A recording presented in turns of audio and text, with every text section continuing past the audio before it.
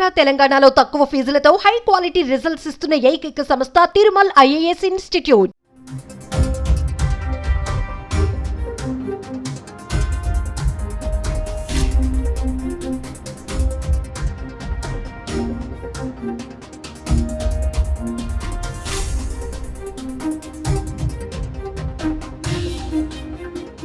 నేపాల్లో భారీ భూకంపం సంభవించింది. మంగళవారం ఉదయం భారీగా ప్రకంపనలు సంభవించాయి. రిక్టర్ స్కేలుపై దీని తీవ్రత 7.1గా నమోదైంది. నేపాల్ టిబెట్ సరిహద్దు లబుచెకు 93 కిలోమీటర్ల దూరంలో భూకంప కేంద్రాన్ని గుర్తించారు.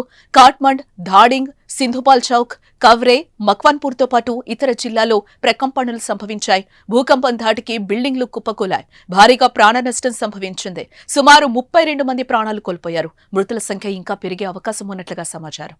కనీసం 6 సార్లు భూమి కంపించడంతో ప్రజలు భయంతో ఇళ్ల నుంచి బయటకు పరుగులు తీశారు. రోడ్లపైనే కాలం గడుపుతున్నారు. ఉపరితలం నుంచి సుమారు 9 కిలోమీటర్ల దిగువన టెక్టానిక్ ప్లేట్లలో చోటు చేసుకున్న పెను కదలికల వల్ల భూమి కంపించినట్లుగా యుఎస్జిఎస్ వెల్లడించింది. లోబుచే రీజియన్ పరిధిలోని పలు ప్రాంతాల్లో భూకంప ప్రభావం కంపించింది. కొన్ని చోట్ల భవనాలకు బీటలు వారినట్లుగా ప్రాథమికంగా అందిన సమాచారాన్ని బట్టి తెలుస్తోంది. ఈ భూకంప ప్రభావం భారత్పై కూడా పడింది.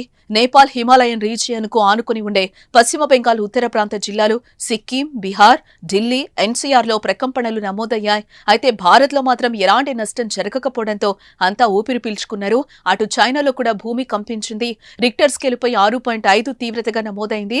2015 ఏప్రిల్లో నేపాల్లో 7.8 తీవ్రతతో సంభవించిన ఈ భూకంపం కారణంగా దాదాపు 9,000 మంది ప్రాణాలు కోల్పోయారు. మళ్లీ ఇప్పుడు భూకంపంతో భారీగా ప్రాణ నష్టం జరగడం ఆ దేశంలో తీవ్ర విషాదం నెలకొంది.